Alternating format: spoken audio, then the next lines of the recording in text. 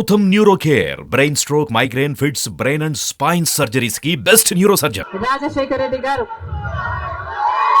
Doctor YS Rajasekhar Reddy గారు 2 సార్లు ఇదే పిసిసి పదవిని చేపట్టారు. మళ్ళీ 2 సార్లు రాజశేఖర్ రెడ్డి గారు ముఖ్యమంత్రిగా గెలిచారు.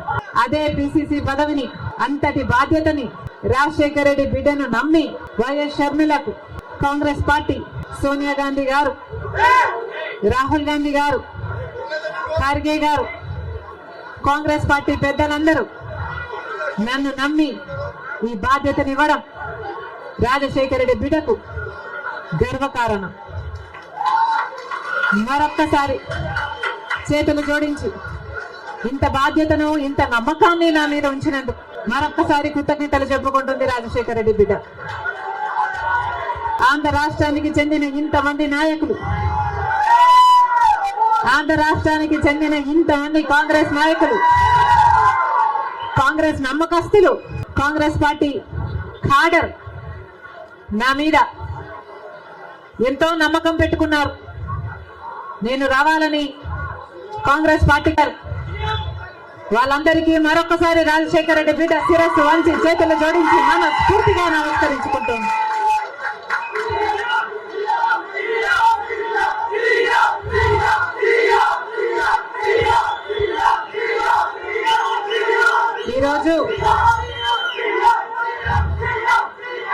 ఈరోజు ఒక్కసారి మీకు తెలియని విషయం కాదు, మీడియాకు తెలియని విషయం కాదు, ప్రజలకు తెలియని విషయం కాదు. కానీ గత 5 సంవత్సరాలుగా ఆంధ్ర రాష్ట్రంలో యువజన శ్రామిక రైతు కాంగ్రెస్ పార్టీ అధికారంలో ఉంది. అంతకు ముందు 5 సంవత్సరాలు తెలుగుదేశం పార్టీ అధికారంలో ఉంది. ఈ 10 సంవత్సరాలుగా రాష్ట్రంలో అభివృద్ధి జరిగిందా అంటే ఏమిటి సమాధానం? మన రాష్ట్రం ఏర్పడే నాటికి మన రాష్ట్రానికి ఉన్న అప్పులు 1,00,000 కోట్లు. చంద్రబాబు గారు ముఖ్యమంత్రి అయిన 5 సంవత్సరాలకి ఆయన చేసిన అప్పులు 1,00,000 కోట్లు. ఆ తర్వాత వైసీపీ ముఖ్యమంత్రి జగన్ రెడ్డి